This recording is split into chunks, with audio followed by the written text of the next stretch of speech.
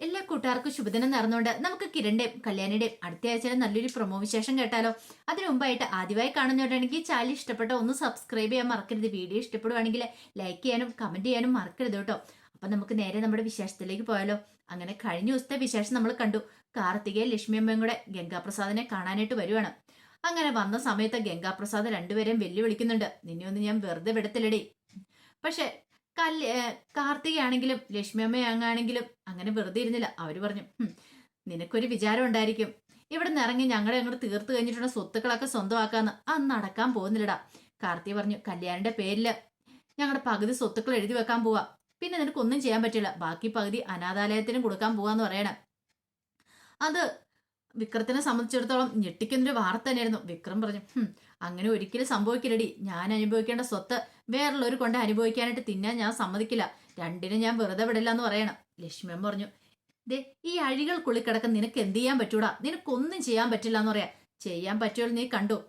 ജയിലിൽ ചാടി പാരമ്പര്യം എനിക്കുണ്ട്. ഞാൻ ജയിലിൽ ചാടി വന്നിട്ടാണല്ലോ രണ്ടിനെ തീർക്കൂന്ന് പറയാം. ലക്ഷ്മി പറഞ്ഞു, തീർത്തോണ്ട് കാര്യമില്ലടാ. ഞങ്ങളുടെ സ്വത്തുക്കൂടെ 1% പോലും നിനക്ക് കിട്ടാൻ പോകുന്നില്ല. ഇപ്പൊ ഞങ്ങൾക്ക് മരണഭയം ഇല്ലടാ. അല്ലെങ്കിലും കാർത്തിക പറഞ്ഞു, ഞാൻ നിനക്കറിയാലോ എന്റെ അസുഖത്തെക്കുറിച്ച്, അതുകൊണ്ട് എനിക്ക് ആ ഒരു ഭയമില്ല. ഞാൻ എപ്പം വേണം മരണത്തെ മുന്നിൽ കണ്ടു നടക്കുന്ന ഒരു പെൺകുട്ടിയാണ്. അതുകൊണ്ട് ആ ഒരു പേടിയില്ല. അതുകൊണ്ട് അങ്ങനെ പറഞ്ഞ് നീ എന്നെ പേടിപ്പിക്കാൻ ശ്രമിക്കേണ്ടെന്ന് പറയണം. ഇത് കേട്ടതും ഗംഗാപ്രസാദ് പറഞ്ഞു, ഞാൻ അകത്താന്ന് ഓർത്തോണ്ട് നീ ഒന്ന് സന്തോഷിക്കണ്ടേ. നിനക്കിട്ടുള്ള പണിയായിട്ട് വേറെ ആൾക്കാർ വന്നോളൂ എന്ന് പറയണം. നീ ഒന്ന് പോടാ അവിടുന്ന് എന്നൊക്കെ പറഞ്ഞിട്ട് അവനെ വെല്ലുവിളിച്ചിട്ടാണ് ലക്ഷ്മിയമ്മ കാർത്തിയും കൂടെ ഇറങ്ങുന്നത്.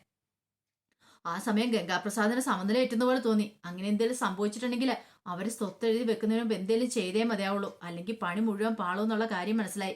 ആ സമയം പുറത്തേക്ക് ഇറങ്ങിയിട്ട് കാർത്തിയോട് ലക്ഷ്മി പറഞ്ഞു, സൂക്ഷിക്കണം മോളെ. അവൻ ഇതിനു മുമ്പ് ചെന്നൈ കടന്ന സമയത്ത് ജയിലിൽ ചാടിയിട്ടുണ്ട്.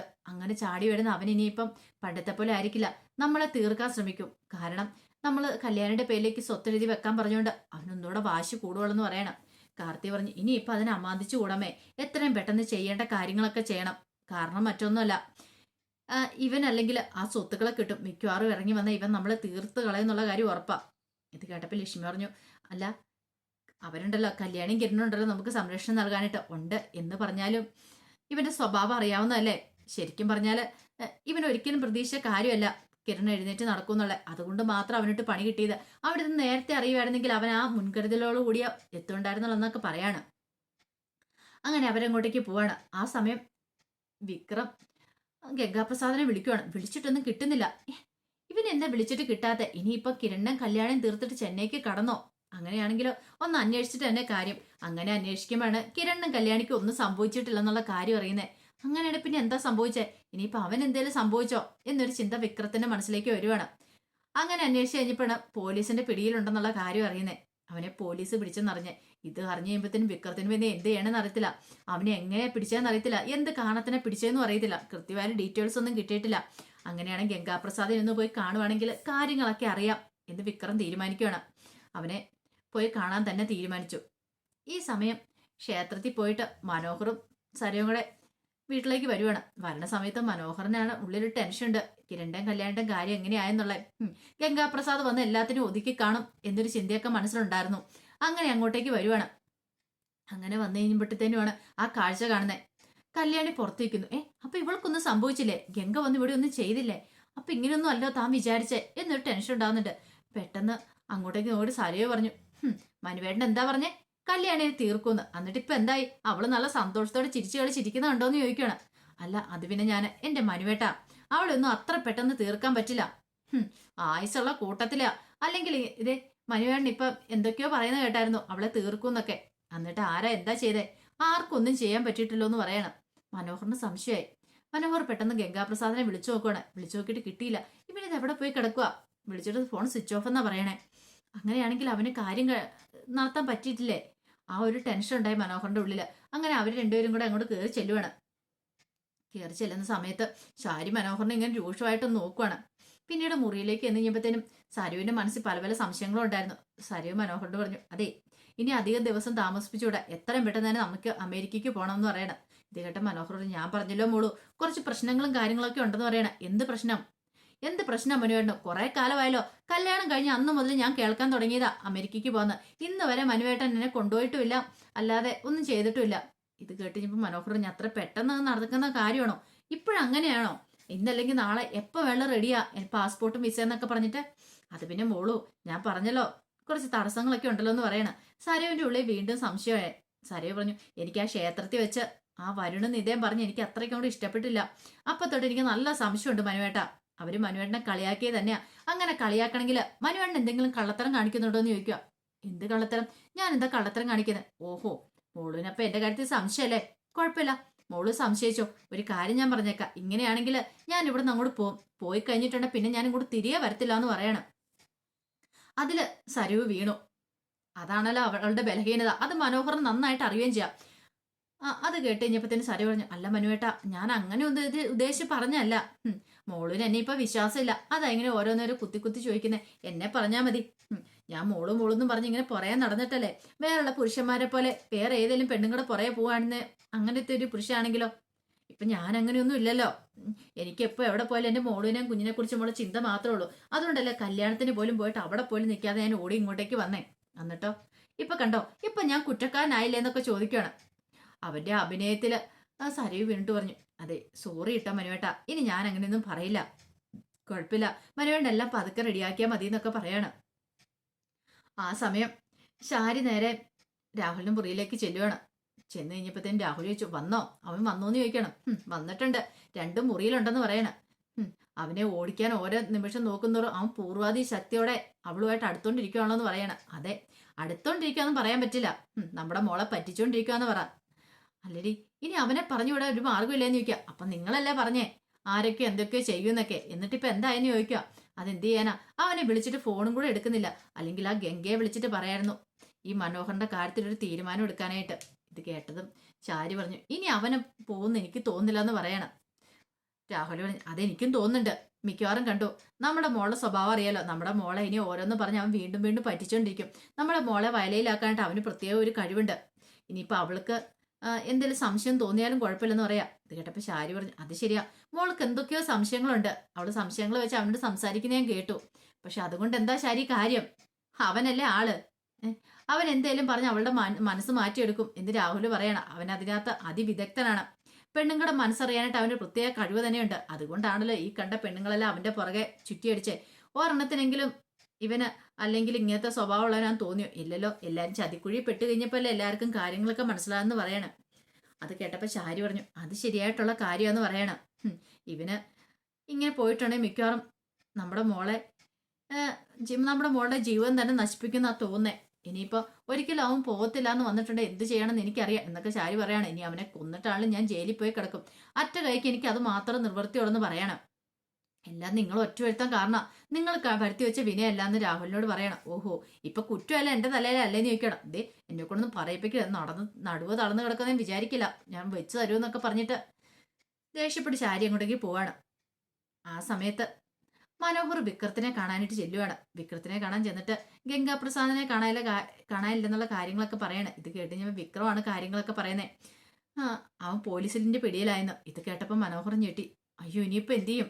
എന്ത് ചെയ്യണമെന്ന് അറിയത്തില്ല, എന്താ സംഭവം എന്നറിയത്തില്ല. എനിക്ക് അവനെ ഒന്ന് കാണാൻ പോകണമെന്നുണ്ട്. അവനെ ഒന്ന് കണ്ടിട്ട് വേണം കാര്യങ്ങളൊക്കെ അറിയാമെന്ന് പറയണം. ഒരു കാര്യം ചെയ്യാം, ഒന്ന് പോയി കാണാന്ന് പറയണം. എന്താ സംഭവം എന്നറിയാലോ എന്ന് വെച്ച് വിക്രം എന്ത് ചെയ്യണം? വിക്രം നേരെ കാണാൻ പോകാൻ തന്നെ തീരുമാനിക്കുകയാണ്. പക്ഷേങ്കിൽ ഈ സമയം മനോഹർ പറഞ്ഞു, പക്ഷെ ഒരു കാര്യമുണ്ട്, നീ അങ്ങോട്ട് പോയിട്ടുണ്ടെങ്കിൽ പ്രശ്നമാവുമെന്ന് പറയണം. എന്ത് പ്രശ്നം? അല്ല, ചെന്നിട്ടുണ്ടെങ്കിൽ നിന്നെ കൂടെ പോലീസുകാർ പിടിച്ച് അകത്ത് വിടുമെന്ന് ചോദിക്കുക. എന്നെയോ? എന്നെ പോലീസുകാർ പിടിച്ച് അകത്തിരുന്ന എന്തിനാ? അതിന് മാത്രം തെറ്റും കാര്യങ്ങളും ഞാൻ ചെയ്തിട്ടില്ലോ. അതുകൊണ്ട് ആ കാര്യത്തിലൊന്നും എനിക്കൊരു ഭയമില്ല. ഈ വിക്രം ഒരു കാര്യം തീരുമാനിച്ചിട്ടുണ്ടെങ്കിൽ ആ തീരുമാനിച്ച് തന്നെയാന്ന് പറയണം. പിന്നീട് വിക്രം ഗംഗാപ്രസാദിനെ കാണാനായിട്ട് അങ്ങോട്ട് ചെല്ലുവാണ്. അങ്ങനെ അവിടെ ചെന്ന് കഴിഞ്ഞപ്പോഴാണ് ഗംഗാപ്രസാദ് ആ കാര്യങ്ങളൊക്കെ പറയണേ. തന്നെ കുടുക്കിയത് മറ്റാരുമല്ല, കിരണാന്നുള്ള കാര്യം ഇതറിഞ്ഞു കഴിഞ്ഞപ്പോഴത്തേനും അവനൊന്ന് ഞെട്ടി. വിക്രം ഞെട്ടി. വിക്രം ഒരിക്കലും പ്രതീക്ഷിച്ച കാര്യമില്ല. ഇത്രയും കാലം അവര് നമ്മളെ പറ്റിച്ചുകൊണ്ടിരിക്കുവായിരുന്നു, അവനൊരു കുഴപ്പമില്ല, എല്ലാരും വഞ്ചിച്ചുകൊണ്ടിരിക്കുവാന്ന് പറയണം. ഇത് കേട്ടപ്പം വിക്രം, ഓഹോ, അപ്പൊ അങ്ങനെയാണ് കാര്യങ്ങളില്ല. നീ ഒരു കാര്യം ചെയ്യണം, അതിന് വേണ്ടിയിട്ട് നീ എത്രയും പെട്ടെന്ന് തന്നെ അവളുടെ ആ കാർത്തികയുടെ കാര്യത്തിൽ ഒരു തീരുമാനം ഉണ്ടാക്കണം. അല്ലെങ്കിൽ എന്റെ സ്വത്തുക്കളൊക്കെ എനിക്ക് നഷ്ടപ്പെട്ടു പോകും. ഞാൻ ഇതിനകത്തായതുകൊണ്ട് എനിക്കൊന്നും ചെയ്യാൻ പറ്റില്ല. പക്ഷെ എനിക്ക് വേണ്ടിയിട്ട് നീ ആ കൃത്യം നിർവഹിക്കണം. പിന്നീടുള്ള സ്വത്തുക്കൾ കൈ കിട്ടിയിട്ടുണ്ടെങ്കിൽ നിനക്ക് എത്ര കോടി രൂപ വേണമെങ്കിലും ഞാൻ തരാം. അതൊന്നും ഒരു കുഴപ്പമില്ല. അവളെ തീർത്ത് കിട്ടിയാൽ മതി. കാരണം എനിക്ക് കിട്ടാൻ പോകുന്ന കോടികളുടെ സ്വത്താ. അതിൽ പകുതി വേണമെങ്കിൽ പകുതി നിനക്ക് ഞാൻ തരും. പക്ഷെ ഒരു കാര്യമുണ്ട്, അവളെ അങ്ങോട്ട് തീർത്ത് കളഞ്ഞാൽ പിന്നെ കുഴപ്പമില്ല എന്ന് പറയാണ്. അത് കേട്ടപ്പോൾ വിക്രത്തിന് സന്തോഷ സമാധാനമായി. അവളെ തീർത്ത് കളയാൻ പിന്നെ കുഴപ്പമില്ല, ഇവിടുന്ന് കടന്നു കളഞ്ഞാൽ പിന്നെ തന്നെ പിടിക്കപ്പെടാനൊന്നും പോകുന്നില്ല, എവിടെയെങ്കിലും പോയി കഴിയാം. പിന്നെ ഇവൻ പുറത്തിറങ്ങി കഴിയുമ്പോൾ ആ വന്നാൽ മതിയല്ലോ, ഇവൻ തനിക്ക് സ്വത്തുക്കളും തരും. ആ ഒരു ചിന്തയായിരുന്നു വിക്രത്തിന് മനസ്സിലുണ്ടായിരുന്നേ. അതിനേക്കാളും കൂടുതലായിട്ട് പകയുണ്ടായിരുന്നു കാർത്തികയോടുള്ള. അങ്ങനെ വിക്രം എന്ത് ചെയ്യുവാണ്, കാർത്തികനെ ഇല്ലാതാക്കാണ്ട് അങ്ങോട്ട് വരുവാണ്. ഈ സമയം കാർത്തിക് ഇതൊന്നും അറിഞ്ഞിട്ടുണ്ടായിരുന്നില്ല. കാർത്തിക് ഭയങ്കര സന്തോഷത്തിലായിരുന്നു. കാരണം അവനകത്തായല്ലോ ഗംഗാപ്രസാദ്, ഇനിയിപ്പോ പേടിക്കണ്ടല്ലോ. പക്ഷെ കല്യാണി വിളിച്ച് താക്കീത് കൊടുത്തിട്ടുണ്ടായിരുന്നു, സൂക്ഷിക്കണം. അവനകത്താന്ന് പറഞ്ഞാലും എപ്പോഴും ഒരു സൂക്ഷ്മതയൊക്കെ ഉണ്ടായിരിക്കണം.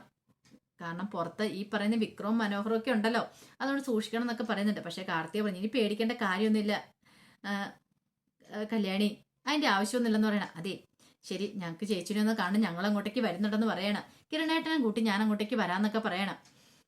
അങ്ങനെ ഫോൺ വെച്ച് കഴിഞ്ഞു. പിന്നീട് ഫോൺ വെച്ചിട്ട് കാർത്തിക് എന്ത് ചെയ്യണം, അവിടെ കുറച്ച് ഒന്ന് രണ്ട് കാര്യങ്ങളൊക്കെ നോക്കാനുണ്ടായിരുന്നു. കമ്പനി കാര്യങ്ങളൊക്കെ നോക്കിക്കൊണ്ടിരിക്കുന്ന സമയത്താണ് അപ്രതീക്ഷിതമായിട്ട് വിക്രം അങ്ങോട്ട് കയറി വരുന്നേ. വിക്രം ആ സമയത്ത് അങ്ങോട്ടേക്ക് വരുമെന്ന് ഒരിക്കലും കാർത്തിക പ്രതീക്ഷ കാര്യമില്ല. അങ്ങനെ വിക്രത്തിനെ കണ്ടു കഴിഞ്ഞപ്പോ കാർത്തിക ഞെട്ടി. പെട്ടെന്ന് കാർത്തിക എന്താടാ നീ എന്താടാ എവിടെയെന്ന് ചോദിക്കുക. ഞാൻ എന്താ ഇവിടെ നിനക്ക് അറിയത്തില്ലല്ലേ, നീ എന്താടി എന്നെ കുറിച്ച് വിചാരിച്ചോണ്ടിരിക്കണെന്ന് പറയണം. നീയും നിന്റെ അവളെ കല്യാണി എല്ലാരും കൂടെ കൂടി ചേർന്നിട്ട് ഞങ്ങൾക്കൊട്ട് പണി തരാന്ന് വിചാരിച്ചോ? കുറെ കാലമായി ഇങ്ങനെ ഓങ്ങി വെച്ചിട്ട് അതിനൊരു അവസരം കിട്ടി നിന്നാന്ന് പറയണം. ഇത് കേട്ടിപ്പോ കാർത്തിക് അപകടമെടുത്തു. കാർത്തിക് പറഞ്ഞു, മര്യാദയ്ക്ക് പൊയ്ക്കോ, അല്ല ഇപ്പൊ തന്നെ ഞാൻ പോലീസിനെ വിളിക്കുമെന്ന് പറയണം. നീ ആരെ വിളിക്കാനടി എന്നും പറഞ്ഞുകൊണ്ട് അങ്ങോട്ട് ചെന്നിട്ട് അവിടെ കയ്യിലൊക്കെ ബലമായിട്ട് അങ്ങോട്ട് പിടിക്കുകയാണ്. അനങ്ങാൻ പോലും പറ്റാത്തൊരു അവസ്ഥയിലാക്കി വെച്ചു. എന്നിട്ട് പറഞ്ഞു, നീ വിളിക്കടി, ആരെയാന്ന് വെച്ചാൽ വിളിക്ക്. നിനക്ക് പോലീസിനെ വിളിക്കണോ, അതോ നിന്റെ കല്യാണി നിന്റെ രക്ഷകനെ വിളിക്കണോ?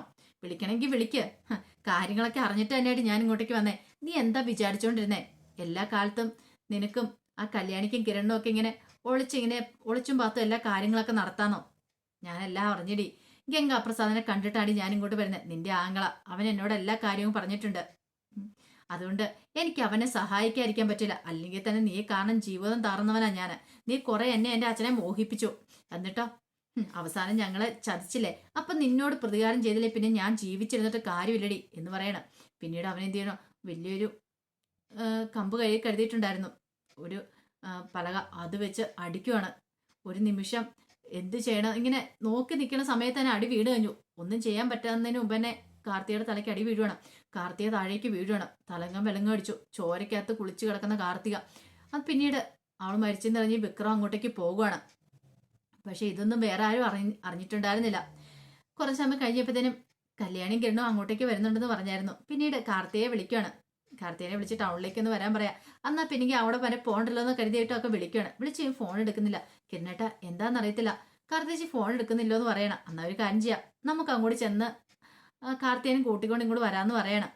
അങ്ങനെ അവർ രണ്ടുപേരും കൂടെ അങ്ങോട്ട് ചെല്ലുവാണ്. ചെന്ന് കഴിയുമ്പോഴത്തേനും കഥയൊക്കെ ഇങ്ങനെ ചാരി ഇട്ടുണ്ടോ ഉണ്ടായിരുന്നുള്ളൂ.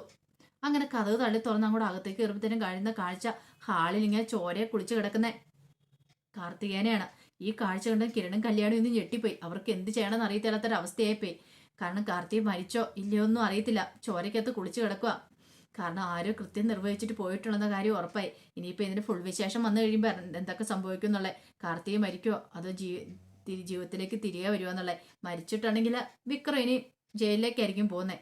പക്ഷേങ്കിൽ അങ്ങനെ മരിക്കാനായിട്ട് കല്യാണി കിരണും സമ്മതിക്കുമെന്ന് അറിയത്തില്ല. ചിലപ്പോൾ ഒരിറ്റ് ജീവനെങ്കിലും ഉണ്ടെങ്കിൽ കല്യാണി കിരണും അത് രക്ഷിച്ചെടുക്കാനായിട്ട് എന്ത് വെള്ളം ചെയ്യും. അപ്പൊ അതിന്റെ വിശേഷങ്ങളൊക്കെയാണ് കാണുന്നത്. ആ വിശേഷങ്ങളൊക്കെ നമുക്ക് എല്ലാവർക്കും കാത്തിരിക്കാട്ടോ. എല്ലാവർക്കും ഒരിക്കൽ കൂടി ശുഭദിനം നേർന്നുകൊണ്ട് നിർത്തുന്നു. നന്ദി.